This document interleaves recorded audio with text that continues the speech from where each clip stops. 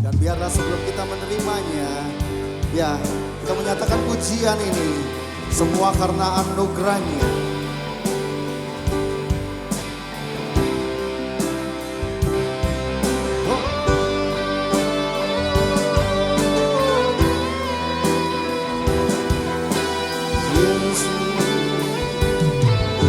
Mari nyatakan ku ada sebagaimana ku ada. Ku ada sebagaimana ku ada, berdiri menghadap tatamu Bapa, semua karena anugerah-Mu yang telah selamatkanku. Ku hidup dalam segala kelimpahan, layak untuk melayani Tuhan. Semua karena anugerah-Mu tercurah bagiku. Besar anugerah-Mu, berlimpah kasih-Mu. Semakin hari semakin bertambah, semuanya karena kasih karunia-Mu. Haleluya. Yesus, ini setiap kami semuanya melayani-Mu hari ini. Ku ada sebagaimana ku ada, berdiri menghadap tatamu. Semua karena anugerah-Mu yang telah selamatkan. Ku hidup dalam segala kelimpahan. Haleluya.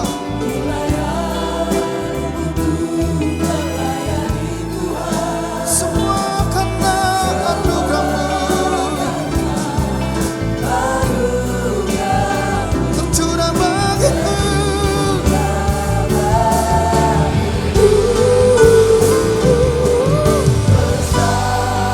Anugerah-Mu berlimpah kasih, semakin hari semakin bertambah besar anugerah-Mu. Mari Bapak Ibu Saudara katakan besar anugerah-Mu. Besar berlimpah kasih-Mu,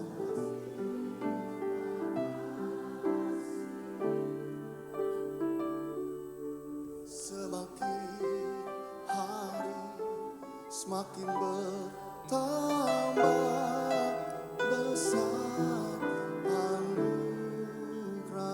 Semakin hari semakin bertambah besar anugerah-Mu.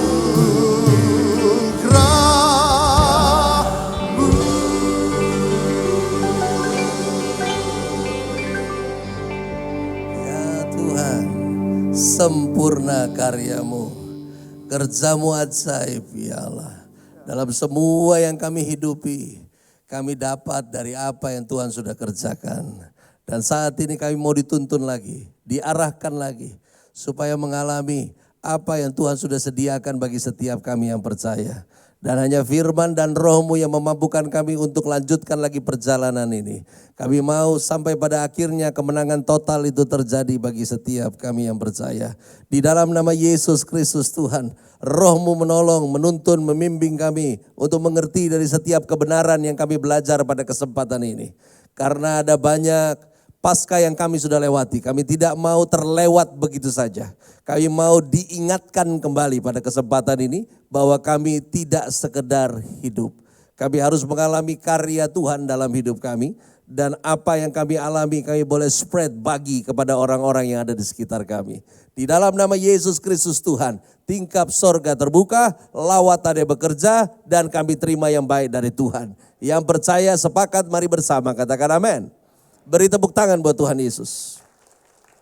Silakan duduk Bapak Ibu, jemaat yang dikasihi Tuhan, selamat Paskah. Shalom.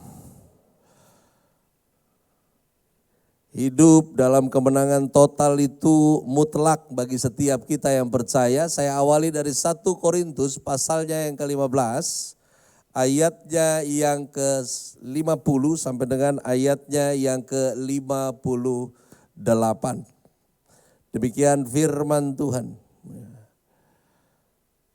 Saudara-saudara, inilah yang hendak aku katakan kepadamu, yaitu bahwa daging dan darah tidak mendapat bagian dalam kerajaan Allah, dan bahwa yang binasa tidak mendapat bagian dalam apa yang tidak binasa. Sesungguhnya aku menyatakan kepadamu suatu rahasia. Kita tidak akan mati semuanya, tetapi kita semuanya akan diubah dalam sekejap mata pada waktu bunyi nafiri yang terakhir. Sebab nafiri akan berbunyi dan orang-orang mati akan dibangkitkan dalam keadaan yang tidak dapat binasa, dan kita semua akan diubah. Karena yang dapat binasa ini harus menggenakan apa yang tidak dapat binasa, dan yang dapat mati ini harus menggenakan yang tidak dapat mati. Dan sesudah yang dapat binasa ini mengenakan yang tidak dapat binasa, dan yang dapat mati ini mengenakan yang tidak dapat mati, maka genaplah firman Tuhan yang tertulis, maut telah ditelan dalam kemenangan. Hai maut, di manakah kemenanganmu? Hai maut, di manakah sengatmu? Sengat maut ialah dosa, dan kuasa dosa ialah hukum Taurat. Tetapi syukur kepada Allah yang telah memberikan kepada kita kemenangan oleh Kristus Yesus Tuhan kita. Karena itu saudara-saudaraku yang kekasih, berdirilah teguh, jangan goyah, dan giatlah selalu dalam pekerjaan Tuhan. Sebab kamu tahu bahwa dalam persekutuan dengan Tuhan, jerih payahmu tidak sia-sia. Apalah artinya diselamatkan tanpa kemenangan? Apalah artinya keselamatan tanpa hidup di dalam keselamatan itu sendiri? Bicara soal Paskah Kristen yang berbeda dari Paskah yang diselebrasi oleh Yahudi, bahwa harusnya kita tidak hanya hidup, tapi harusnya hidup dalam kemenangan yang total. Total itu baru sampai ketika hari terakhir Anda dan saya di bumi. Total itu artinya daily. Bicara soal total dalam kemenangan yang Tuhan beri, makanya Anda dan saya disebut sebagai orang-orang yang lebih daripada pemenang. Karena bukan kau yang perjuangkan, bukan kau yang rebutkan, bukan kita yang babak belur, tetapi Anda dan saya yang diberikan kemenangan itu. Karena itu makanya kita ada hari ini, tidak hanya memperingati Paskahnya, tapi setiap kita juga sedang diperingatkan untuk jadi orang yang tidak hanya tahu diri karena darah Kristus, tapi juga paham tentang hidup yang Anda dan saya hidupi, bahwa tidak ada lagi perjuangan untuk menjadi menang, yang ada adalah perjuangan untuk tetap berkemenangan sampai pada akhirnya Anda dan saya mempercayai Tuhan. Namun ada fakta di balik itu bahwa maut telah ditelan dalam kemenangan melalui kebangkitan. Final victory itu sudah terjadi. Victoriousnya sudah terjadi, Tuhan sudah kerjakan, tapi masalahnya iblis yang tidak pernah tinggal diam karena dia belum final pada kekalahannya. Dia sudah total dalam kekalahannya, tapi belum final di dalam kekalahannya. Makanya Setiap kita sebagaimana pendosa yang sudah diampuni, sebagai keturunan orang berdosa, mereka yang sudah terima pengampunan, iblis tidak pernah lupa yang namanya kawan lama. Dia paham betul Anda punya kelemahan, dia tahu betul apa yang Anda suka dari dagingmu, dan dia akan terus bekerja sampai kesudahannya, sampai Anda dan saya dinyatakan final, hidup berkemenangan total. Maut tidak punya sengat lagi. Masalahnya masih belaga punya kekuatan. Kenapa disebutkan naga? Kalau Anda perhatikan, naga yang paling jelek adalah kepalanya. Agak gepeng. Mungkin itu gambaran dari ular tua yang kepalanya sudah diinjak lewat kematian Kristus. Masalahnya belum mati, masih ada. Dan dia hafal betul setiap Anda dan saya. Ada pukulan, ada intimidasi, ada rasa perih. Bicara soal satu paket karya keselamatan. Ada darah, ada tubuh. Ada transaksi, ada peralihan di sana, ada penggantian di sana. Ini bukan sekedar jaminan untuk Anda diselamatkan. Tapi ini juga adalah jaminan untuk Anda hidup dalam karya keselamatan itu. Karena itu pukulan masih ada, intimidasi masih ada, rasa perih itu masih ada. Sesama orang-orang yang sudah diampuni. Mari kita saling bangkitkan belief system pengampunan itu. Karena banyak kali yang terjadi dari perjalanan saya di ladang Tuhan adalah tidak sedikit anak Tuhan yang gak ikut merayakan kemenangan yang dialami saudara yang lainnya. Saya sederhanakan, memang sebetulnya kita hidup di dunia di mana orang senang lihat orang susah, susah lihat orang senang. Tapi yang celaka kalau itu ada di dalam DNA kekristenan Anda dan saya. Doyan gitu, untuk ngikutungin orang punya salah. Doyan untuk ingat terus. Doyan untuk ini udah sampai tinggi Tuhan mau bawa kita tarik lagi turun. Ya tapi kan dulunya sih ini. Dulunya kan begitu. Ya.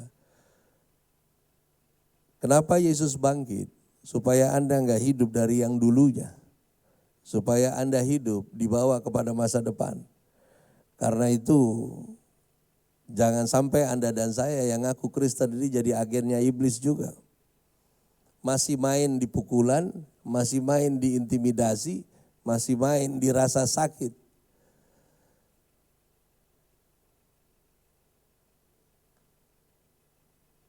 Saya katakan di awal bahwa bukan lagi perjuangan untuk Anda dan saya menjadi juara yang harus dipertahankan. Tapi bagaimana kemenangan yang Kristus sudah lakukan itu, Anda dan saya tetap ada di dalamnya. Bicara soal juara. Juara itu punya gaya hidupnya sendiri. Konsisten. Ada ketekunan di dalamnya. Saya bahas nanti.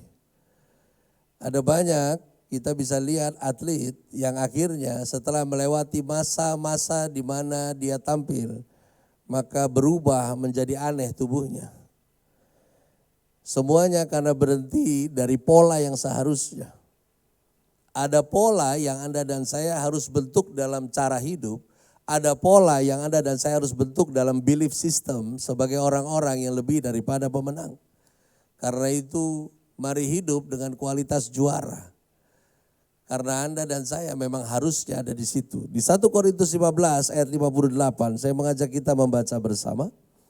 Karena itu saudara-saudaraku yang kekasih, berdirilah teguh, jangan goyah, dan giatlah selalu dalam pekerjaan Tuhan, sebab kamu tahu bahwa dalam persekutuan dengan Tuhan, jeripayahmu tidak sia-sia. Kemenangan sudah diberikan, tapi jangan sampai jeripayahmu untuk bersekutu dengan Tuhan, ini menarik. Rupanya bersekutu dengan Tuhan tetap harus ada jeripayahnya. Karena itu dikerjakan dengan 3 hal. berdiri teguh, jangan goyah, giat selalu dalam pekerjaan Tuhan. Ini tahunnya untuk Anda dan saya diingatkan kembali sebagai tahun untuk menyenangkan Tuhan. Anda akan kuat kalau fokusmu adalah perasaan Tuhan dan pikirannya Tuhan. Setiap kita menjadi lemah karena kita masih suka kasih makan, kita punya perasaan. Ingat, menjaga hati itu urusanmu, bukan urusan orang lain dan juga bukan urusan Tuhan. Apalagi mau menyenangkan Tuhan sementara Anda masih sibuk dengan apa yang kau rasa. Orang akan mudah untuk tidak berdiri teguh kalau dia nggak sibuk untuk menyenangkan hatinya Tuhan. Berdiri teguh diterjemahkan dengan steadfast. Berdiri dengan dua kaki yang sejajar dengan bahu. Steadfast, ini gambarannya. Berdiri teguh itu adalah hal yang harus Anda lakukan yang tidak Allah setir. Yang bukan Allah mengerjakannya, tetapi Anda dan saya yang harus melakukannya.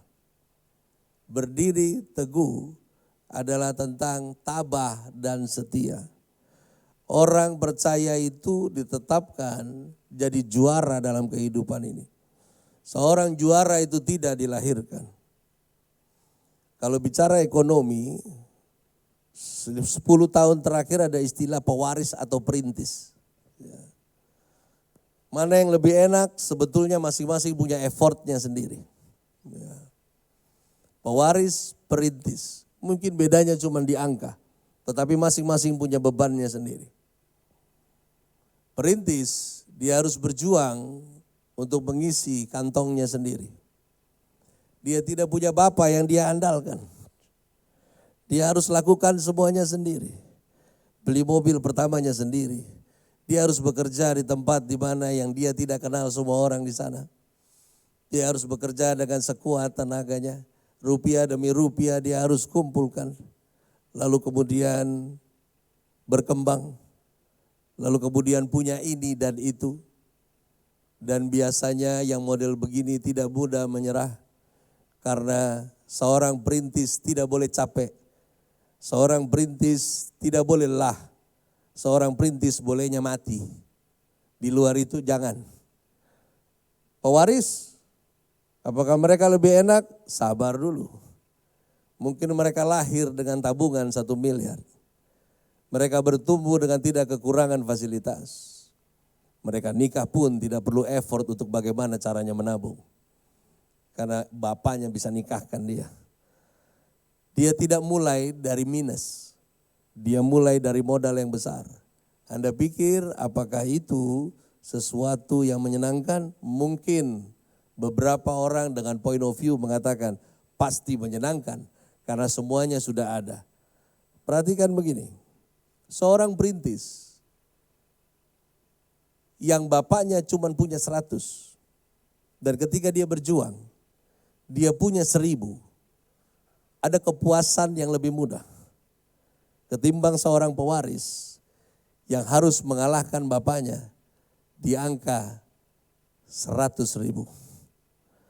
Itu nggak lebih mudah. Tapi saya mau bilang di sini bahwa juara tidak pernah dilahirkan. Juara harus berlatih. Juara harus exercise. Juara harus konsisten. Anda tidak bisa konsisten kalau Anda tidak tabah. Kau tidak bisa konsisten kalau kau tidak setia. Karena setia itu produktif, bukan tentang you stay ada di situ. Seorang juara, kita bisa terhilang dari ketetapan kalau kita tidak steadfast. 15 tahun yang lalu, Gereja Bethel Indonesia sempat dibuat panik dengan pengajaran Hyper Grace. Apakah keselamatan itu bisa hilang? Enggak perlu ditanya, enggak usah dipikir. Ini kita sama-sama percaya bahwa tidak ada niat Tuhan untuk menghilangkan keselamatan yang Dia sudah sediakan buat Anda dan saya. Masalahnya, manusianya bisa keluar dari jalur itu. Manusianya bisa keluar dari keselamatan itu. Dan untuk Anda tinggal tetap dari kemenangan yang Tuhan sudah berikan, mari tabah dan setia. Tabah bukan karena Anda menerima, tapi karena memang Anda harus jalani. Setia karena Anda harus tetap melakukan apa yang harus Anda lakukan. Karena kalau tidak melakukan apa yang harus kau lakukan, kau tidak akan sampai pada kesudahannya sampai total. Yang kedua adalah immovable. Di sekolah minggu ini dipakai gerakan. Tak akan beranjak, tak akan bergoyang, tak akan beranjak, tak akan bergoyang. Demikianlah firman Tuhan. Yang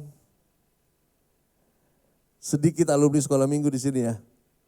Saya juga bukan alumni sekolah minggu karena sekolah minggu seumur hidup cuma sekali. Karena gurunya galak, baru jelek lagi. Ya. Jangan goyah, yang artinya tidak bergerak dari tempat yang seharusnya.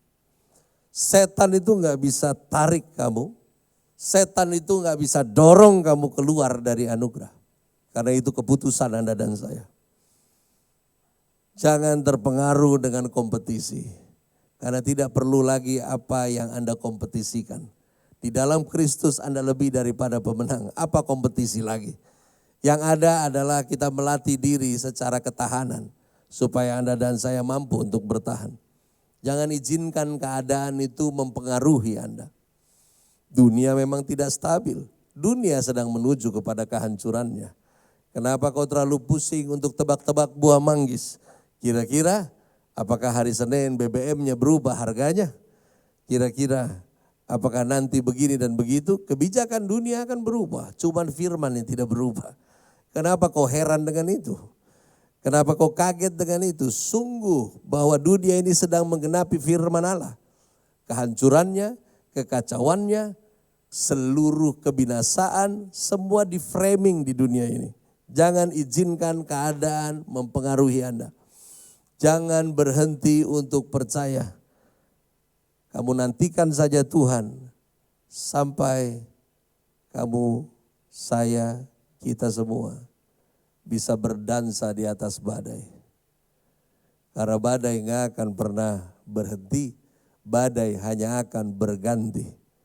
Satu badai berhenti akan digantikan dengan badai yang lain. Apa sih yang Anda belum lewati? Ada banyak kita, kalau saya lihat wajah di ruangan ini, kita ini wajah-wajah generasi yang cukup panjang. Pernah melewati masa-masa yang sukar dari kejadian politik apapun, teknologi manapun, baik saya hitung.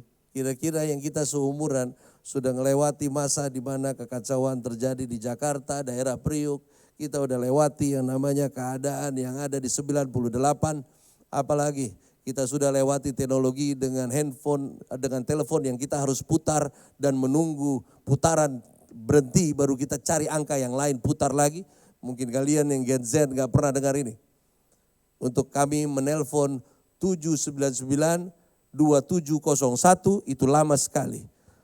7 dia akan balik lagi. Kami udah lewati masa itu. Bapak Ibu juga pasti banyak yang sudah lewati masa itu. Lalu kemudian keluar yang pakai tombol.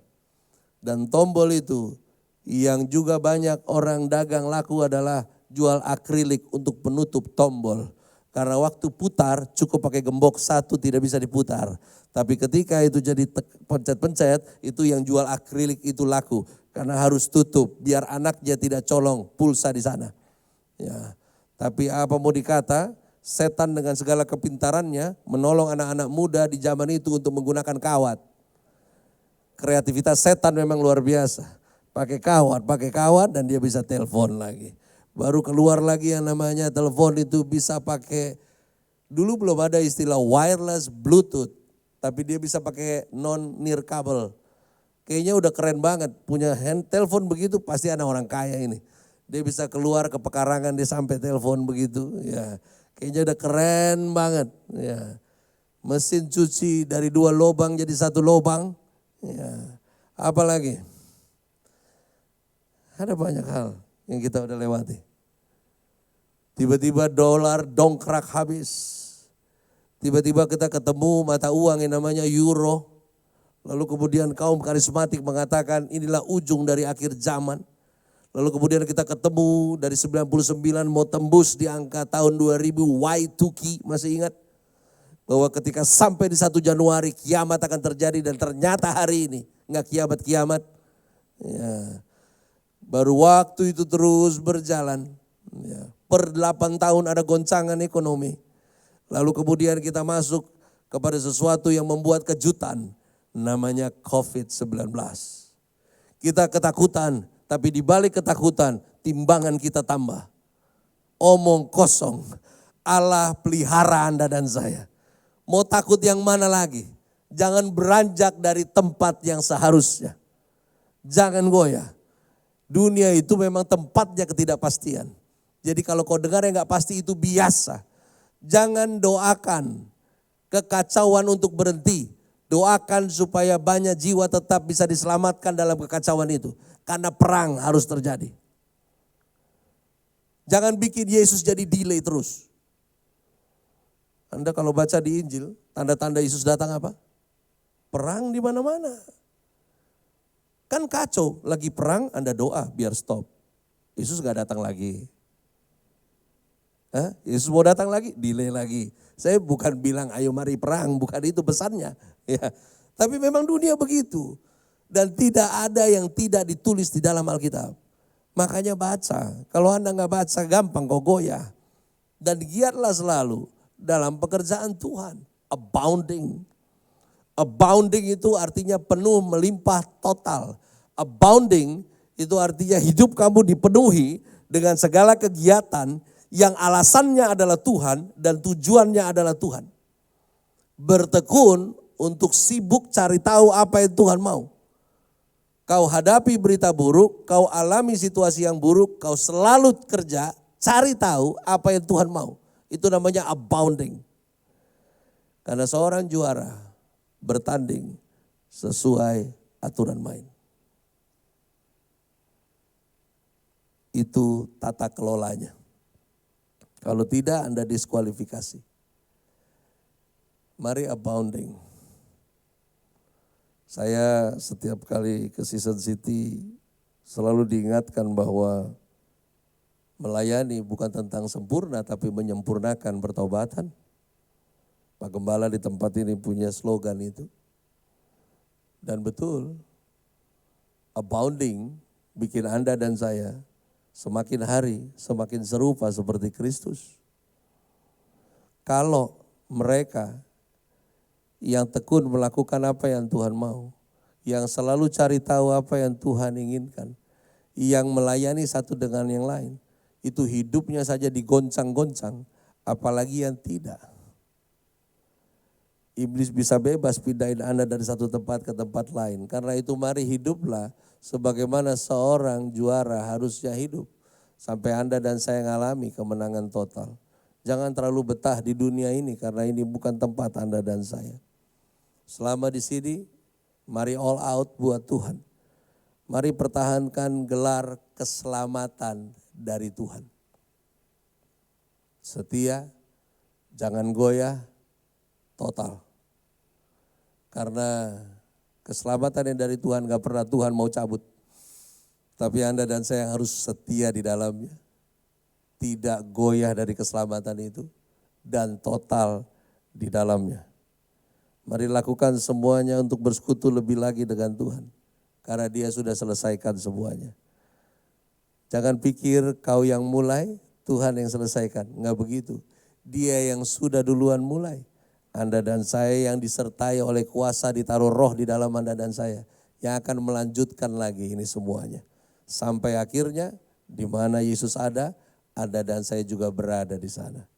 Mari kita renungkan, siapkan hati kita untuk masuk ke dalam layanan perjamuan kudus pada kesempatan ini. Haleluya, haleluya. Terima kasih Tuhan Yesus. Ya Roh Kudus yang menuntun kami.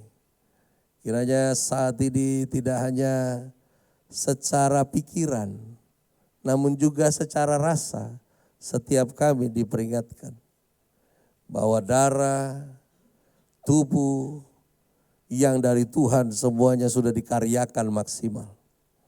Dan kami yang percaya dikenakan hasil dari karya itu. Terima kasih kalau kau sudah bangkit. Terima kasih buat roh yang kau taruh di dalam setiap kami. Kami tahu bahwa kemenangan total itu yang dari Tuhan sempurna. Baiklah setiap kami yang akan mengambil bagian dari perjamuan kudus pada kesempatan ini, kembali diingatkan lagi bahwa setiap kami satu jamuan dengan Tuhan. Sehingga apa yang kami minum itu yang Tuhan minum, apa yang kami makan itu yang Tuhan juga nikmati. Sehingga apa yang kami rasa, apa yang kami alami, Tuhan bukanlah Tuhan yang penuh dengan simpati, tapi Dialah Tuhan yang bertindak atas setiap kami. Dia tidak akan berdiam diri. Dia akan beri kami kekuatan. Dia akan buka mata roh kami melihat lebih jelas bahwa jalan-jalan Tuhan sempurna di hadapan kami. Dan kami tidak perlu sibuk dengan apa yang dunia sedang goncang-gancingkan. Biarlah kami fokus untuk hidup bagi Tuhan. Karena Tuhan yang punya hidup, berikan hidup ini buat setiap kami yang percaya. Yang masih mau lanjutkan hidupnya lagi bersama dengan Tuhan. Mari bersama katakan amin. Haleluya.